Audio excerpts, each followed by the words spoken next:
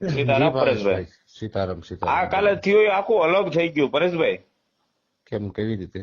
Social મીડિયામાં જે આપણે જાણવા મળ્યું કે ન્યૂઝના મારફતે કે હમ જે આપણા મુદ્દાઓ છે એ મુદ્દાઓને તો હાવ સાઈડ જ છોડવામાં આવ્યા. ક્યાં છોડ્યા? પણ તમે જોયું ને, તમને એટલે જ લેટર પેડ એ મોકલ્યો હતો. લેટર પેડ ની વાત નથી કરતો. આપણે જે ન્યૂઝમાં તમે જીતુભાઈ વાઘાણીને કૃષિ મંત્રીને જે કહો છો હમ એ વસ્તુ તો આ પણ મુદ્દાની કોઈ છે જ નહીં, તમે એમ કહું સાંભળો, છું. તમે સાંભળો. એ જે પ્રવીણભાઈ આસોદરિયાના નંબર છે ને તમારી પાસે, હા તમે એને પૂછો. ત્રણે ત્રણ મુદ્દા લેટર પેડમાં છે, ઈ આપણે અહીંયા વાંચીને સંભળાવ્યા. પણ જે વ્યક્તિ વિડીયો બનાવતો હતો એ બાય મિસ્ટેક કદાચ એવું બન્યું હશે કે વિડીયોમાં આપણે જે બોલીએ છીએ એનામાં એને કેપ્ચર નથી કર્યું. હા બાકી ત્રણે ત્રણ મુદ્દા તમારે છે. તમારે ત્યાં વાત મગફળીના ઘાટીની વાત થઈ હતી. અ, ઘાટીની એટલે આ ડેમેજ રિજેક્ટ કરીએ ને. હા, હા, એ થઈ તે ને. જે 200 ગ્રામ 300 ગ્રામ વધારે લે છે વેપારીઓ. ઈ મૌખિક કીધું, ઈ લેખિતમાં નથી આપ્યું. ઈ આપણે મૌખિક કીધું કે ભાઈ આ બધું જે કઈ બીજી આ ત્રણ મુદ્દા તો છે. હા આ ત્રણ મુદ્દા સિવાય પણ ખેડૂતની બીજી સમસ્યા છે, એને તમે ક્યાંક પોઝિટિવ લઈ અને ખેડૂતના હિતમાં કંઈક નિર્ણય કરો. પરેશભાઈ, હું તમને એક વાત કહું, ખેડૂતનો દીકરો તરીકે જ વાત કરું છું.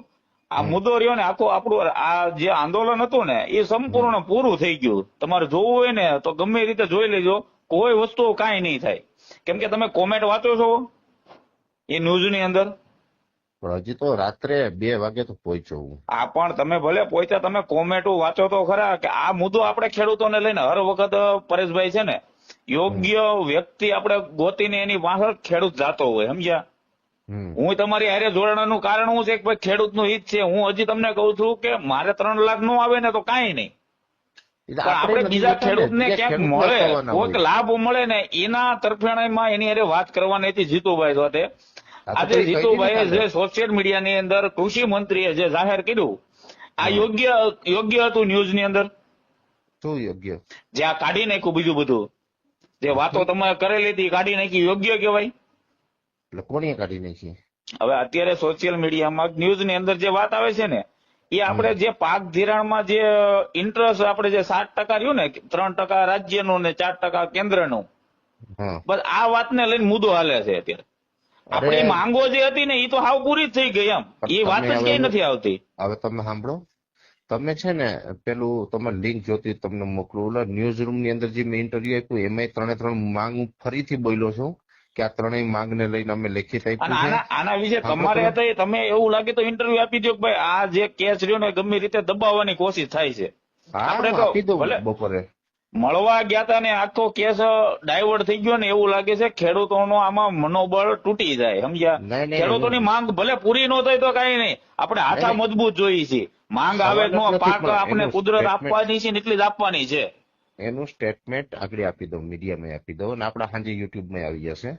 અને બીજું કે અમે જે જો ન્યૂઝ રૂમમાં તમે જો ને ત્રણે ત્રણ મુદ્દા એમાં હું બોલ્યો છું. રૂબરૂ ગયો ની એની ઓફિસે અને એને કીધું ભાઈ મારા જે દીધું છે કૃષિ મંત્રીને એ રૂબરૂ મારું સ્ટેટમેન્ટ લ્યો.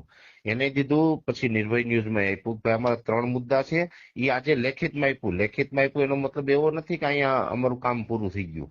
હવે અમે આશા રાખીએ કે સરકાર છે, પરેશભાઈ, સાંભળો તમે. હા, હવે આશા રાખીએ કે જો ત્રણેય મુદ્દા છે એ સરકાર અમારા પૂર્ણ કરે. ન કરે તો આવનારા સમયમાં અમારી જે સમય મર્યાદા છે એ પૂર્ણ થશે એટલે કમિટી પાછીથી મીટિંગ કરીને તારીખ નક્કી કરીને લડશે એની સામે. પરેશભાઈ, તમે વસ્તુ નથી સમજતા. ખેડૂતો જયારે એક વસ્તુ આખી એવી ન્યૂઝમાં બહાર પડે ને આખા ખેડૂત ડાયવર્ટ થઈ જાય. પરેશભાઈ, મારું કહેવાનો મતલબ એમ છે, તમને યોગ્ય માનીને આંદોલનમાં હોય ને તો યોગ્ય વ્યક્તિ જોઈ અને બધાને પૂરતો બોલવાનો અધિકાર જોઈ. તમે ગયા હોય ને બધાને પૂરતો અધિકાર મળવો જોઈએ, એમ. તો તમે પણ પૂછો ને આપણે કોને અહીંયા રોક્યું બોલવામાંથી. મને ઘણી જગ્યાએ વાત આવી, ભાવેશભાઈ ને કઈક કેવું હતું પણ એને કીધું નહીં હોય. પણ ક્યાં અત્યારે ભાવેશભાઈ? દુઃખ શું લાગે છે ખબર છે? નહીં, ભાવેશભાઈ ક્યાં? 2 ભાવેશભાઈ છે, 2 ભાવેશભાઈ દુઃખ લાગેલું છે. હવે પણ આપણે બરોબર છે. પ્રવીણભાઈ તમે પૂછો. પ્રવીણભાઈ ને હું ઓળખતો જ નથી અને પ્રવીણભાઈએ જે વસ્તુ કરી હોય ને જો આ વસ્તુ હોય ને તો આ કેસ આઈને પૂર્ણ જ થઈ ગયો, બીજું કઈ નહીં. કહેવાનું વસ્તુ કેવી છે, ખેડૂતને લઈને જયારે આપણે આવા કાર્યક્રમો કરીએ છીએ ને આમાં નિષ્ફળ જઈને આપણે આમાં મરવાની તાકાત રાખવી જોઈએ. આવા તમારા શબ્દો હતા ને મારા હતા. જો નિષ્ફળ સવાલ જ નથી. અમે આની અંદર સ્પષ્ટ અમે નિવેદન છે અમારું કે આ આંદોલન છે એની અંદર અમે રજૂઆત સુધી પહોંચ્યા. કૃષિ મંત્રી સાંભળવા તૈયાર થયા એટલે રજૂઆત કરી દીધી છે. હવે એ રજૂઆત થી આપણું કામ ન થાય તો આંદોલન થોડું પૂરું થાય. જ્યાં સુધી ત્રણેય માંગ પૂરી મારી ન વાત થાય. સાંભળો, ખેડૂતોનું મનોબળ તૂટે ને ત્યાં આંદોલન પૂરું થઈ જાય. પરેશભાઈ, તમે કોશિશ કરો એકવાર ભેગું કરવાનું. જે આપણે જુનાગઢ તમે અલ્ટિમેટમ આપણે આપવા માટે ગયા હતા, હમ એટલું માણસો હતું ને. હવે તમે બીજી વાર અલ્ટિમેટમ એવડું કરો, જો માણસો ભેગું થાય તો મને કહેજો. આખો કેમ ના કેસ થાય? સાહેબ, તમે આ ન્યૂઝ ના મારફતે જે વસ્તુ આવે છે ને એમાં કોમેન્ટો તમે એકવાર વાંચી લ્યો. નિર્ભય ન્યૂઝમાં, એ તો હું હમણાં જોઈ લઈશ. નિર્ભય ન્યૂઝમાં કોમેન્ટો વાંચી લ્યો. પૈસા ખિસ્સામાં ગઈ વહી ગયા, આ સુધી વાત વહી ગઈ. આ કઈ રીતે તો એ ગઈ જો ઈ આપણે બધાને જોવું પડે, એમ કહેવાનું મતલબ છે. હા એ તપાસ કરાવવાની, 100% કરાવવાની એની. કેમ કે આજે આવો તમારા કે આપણે ખેડૂત, તમારા જ સોશિયલ મીડિયામાં જે પણ વ્યક્તિઓ તમે જયારે વિડીયો મૂકતા ને ત્યારે આવી કોમેન્ટો ક્યારેય નથી આવેલી. આજે કયા કોણે પૈસા લીધા આપણે? કોઈ નહીં. પણ તો આજે આ વિચાર કરો, એક બદનામીનો દાગ લાગ્યો ખેડૂતને, હારે લઈને આપણે લગાડ્યો. એમ આ કહેવાનો મતલબ એ છે. મેં કાલે કોમેન્ટો વાંચી ને મારે તમારે વાત કરવી, તમે કામમાં હતા, મેં કોમેન્ટો તરત જ વાંચી લીધી હતી બધી, કે કંઈક ને કંઈક આપને ઓલું આપવામાં આવ્યું, શું કહેવાય એને, પેકેટ આપવામાં આવ્યું, એવી કોમેન્ટો મળી આવવા. આપણે સરકાર સામે આપણે ખેડૂતને લઈને કઈ ને કઈ રીતે દબાણા, ત્યાં એવી કોમેન્ટો આવવામાં આવી, આપણે ક્યાંક પેકેટ ખીચામાં નાખી દીધા, એવી વાત આવી. આ બધી આ યોગ્ય ન કહેવાય ખેડૂતને લઈને. યોગ્ય આપણા તરફથી તો કઈ એવું છે નહીં. પણ લોકોની માન્યતા શું હોય પરેશભાઈ? હવે આ વસ્તુ એક આખી નિર્ભય વાળાએ એટલું આપ્યું છે કટિંગ કરીને, કે તમે અહીંયા જે વાત કરો છો ને, તમે જો એમાં તમે જો એન્કર XYZ જે આપ્યું હોય પણ તમે સાંભળો, એની અંદર વિડીયો તમને મોકલો. મેં સાંભળો. આપણે 3 લાખ નિર્ભય વાળાએ જે મૂક્યો ને, સાંભળો તમે, સાંભળો પરેશભાઈ, હું તમને કહું, નિર્ભય વાળાએ જે મૂક્યો ને ઈ મેં સાંભળો ને, એટલે જ મેં તમને ફોન કર્યો ને. એમાં કોમેન્ટો તમે વાંચી લ્યો, મને નથી કહેવાનું. ઈ તો બરાબર, પણ દેવા માફીનું એમાં બોલીએ જ છે. તમે સાંભળો, દેવા માફી છે. ત્યાં તમારે આ જે આપણે ઘાટીની વાત છે મગફળીની, એ ઘાટીની વાત આવી. તો ઘાટી જો વેપારીને ઘાટી જતી હોય ને વધારે મગફળી ભરતા હોય તો આ ખેડૂતોને ઘાટી જાય એનું હું? ઈ કોને કેવા જવું? આપણે તો ખેડૂતનો મુદ્દો લઈને ગયા હતા, સરકારને ને વેપારીનો મુદ્દો ક્યાં હતો આપણે? પણ આપણે એને કીધું કે ભાઈ જે આ ડેમેજ નથી સ્વીકારતા, તો એ ડેમેજ કદાચ થોડું ઘણું 4% સુધી હોય તો લઈ લ્યો. તમે 2% ઉપર હોય રિજેક્ટ કરો છો, એની જગ્યાએ તમે કદાચ 3%. પણ એવું કહીએ કો, અમારા કુકાઓ ગામની અંદર હજી ન્યૂઝમાં 4-5 દિવસ પહેલા આવેલું છે, કુકાઓમાં જે મગફળી રિજેક્ટ કરેલી હોય ને એ ગોંડલની અંદર લેવાઈ જાય, અને અહીંયા ઘાટી થોડી વધારે કરી લેવાય જ જવી જોઈએ. તો હું એ કહું ને, હા, તો કુકાઓની અંદર શું કરવાનું લે છે? ખેડૂતોને અહીંથી મગફળી ભરીને પાછી ગોંડલ જવાની, અને ત્યાં મગફળી ખરીદી લે. તો વિચાર કરો કે ત્યાં 200 ગ્રામ 300 ગ્રામ મગફળી વધારે લે, અને ભાડાનો જે ખર્ચો લાગ્યો એ એટલે ત્યાં 500 ગ્રામ થી કિલો મગફળી એમને વહી ગઈ મને.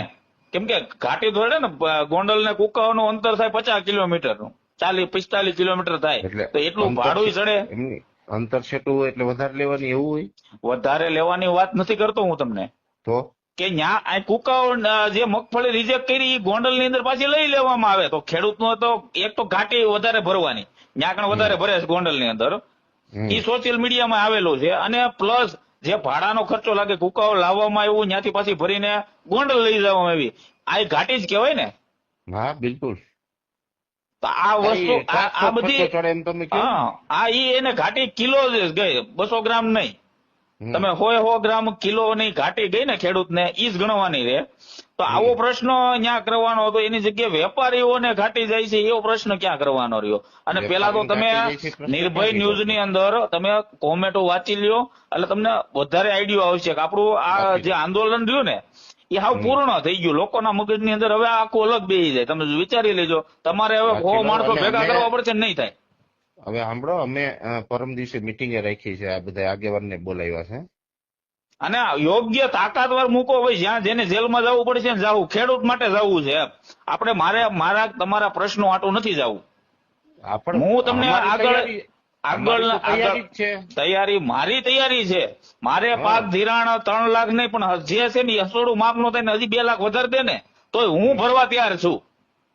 પણ બીજા જે નાના ખેડૂતો છે એને જે નુકસાન જાય છે ને એની વાત છે. આપણે સાંભળો, તમે આગેવાનો જેટલા છે ને એકેયને લાભ નથી જોતો.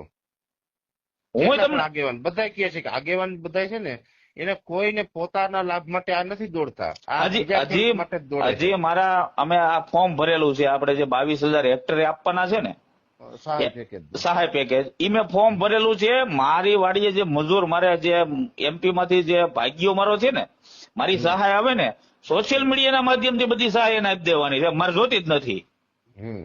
હા એ બરાબર કે નબળા માણસને કામ લાગે. હવે ઈ મારે ભાગ્યું રાખેલું છે. હું મારો સ્વાર્થ જોવા જાઉં કે મારી વાડીએ કોણ મહેનત કરે છે એ જોવા જાઉં. આપણે ખેડૂતોને આ બતાવવાનું છે. આમ આખી મુદ્દો આવો છે.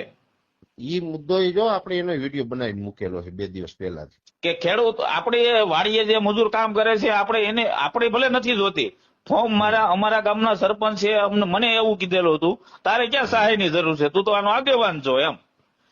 એટલે મારે ઈ એને કહેવાનું છે કે ભાઈ મેં ફોર્મ ભર્યું ને શેના માટે ભર્યું ને, હું આગેવાન જ છું, મારે પૈસા જોતા જ નથી. પણ મારી જમીનની અંદર જે વ્યક્તિ કામ કરે છે ને આ પૈસા એને આપવાના છે અને એના હસ્તક જ અપાવવા છે સીધા જ કે હાલે ભાઈ તું પૈસા આવ્યા ધિરાણમાંથી આ ઉપાડીને મારા ભાગ્યને દઈ દે. એને કે ભાઈ તે જે મહેનત કરી અને તારે જે પાક નિષ્ફળ ગયો છે ને આ એની સહાય જે સરકાર આપી ને તને આપવામાં આવે ડાયરેક્ટ. આ વસ્તુ છે. કામ કરો, એકાદ મીટિંગમાં તમે આવો અને બધા મળીને નક્કી કરો એ પ્રમાણે. આ ઓલું રહી ગયું છે અહીંયા, આ લેતા જાઓ. તો મીટિંગમાં તમે આવો અને બધા મળીને નક્કી કરો કેમ કરવું ઈ.